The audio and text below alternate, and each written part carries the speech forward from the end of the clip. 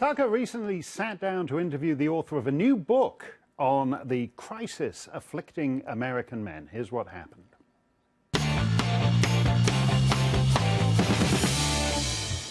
If you look at the numbers, you quickly conclude that men are in crisis in America. Compared to women, they are far more likely to drop out of school, fail to graduate, go to jail, not hold a job, commit suicide, die of a drug overdose.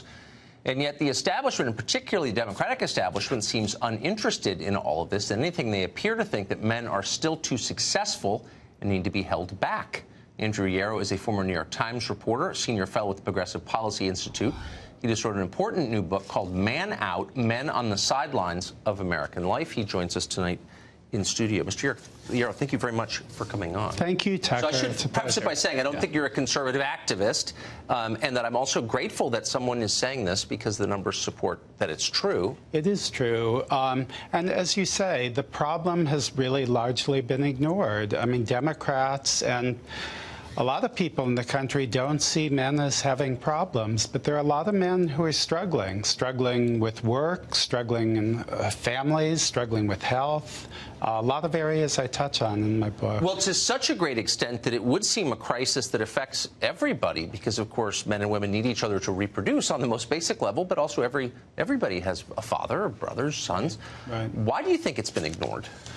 Well, there's been a lot of political correctness in this country that's kind of made the main narrative be that, you know, women are the oppressed ones, and they have been historically oppressed. But, you know, that doesn't mean that there aren't a lot of men struggling. I mean, it's not a zero-sum game. Right. And, but it's been presented as one, that one sex succeeds only when another moves backward. Where'd that assumption come from? Well, I think a lot of politics looks at things that way, and I think it's pretty unfortunate. But I think, you know, men have not been, in many ways, good at advocating for themselves. Yes. I mean, it's been interesting in the last few elections. A lot of the political activists have been women. I mean, you hear more from women these days. I mean, men aren't good at forming groups anymore. Yes. So you work at the Progressive Policy Institute. You're a fellow there. That's not the Heritage Foundation. Right.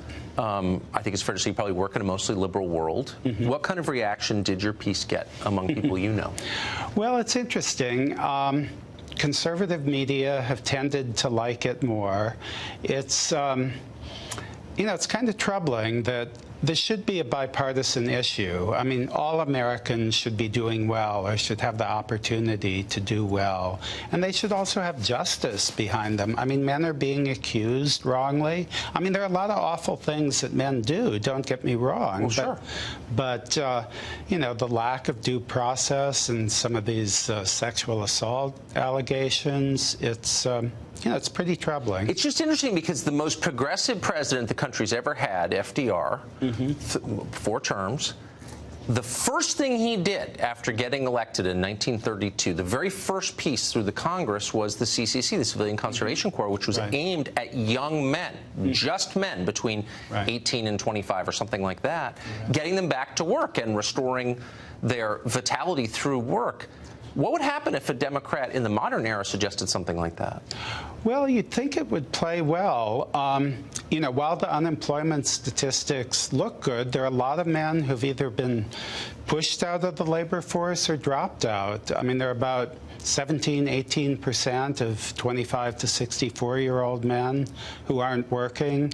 And, you know, there are a lot of younger men who are neither in school or working. So, you know, why is that? And, you know, why can't we create better jobs for them? And yes, I mean, you'd think a Democrat would pitch some kind of jobs program. I mean, this is a longer conversation, but I think the answer is toxic masculinity. Yeah, I mean, that...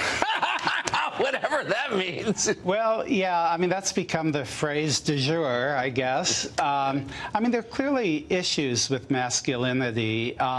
You know, I interviewed a lot of men and some women around the country, about 200, and a lot of men told me, a lot of, you know, even liberal men said, well, feminism's done a lot for women, but what's it done for me? That's a fair question, and you ask it in this book. Thank you for doing that. Thank you. Great to talk to you. Good to talk to you.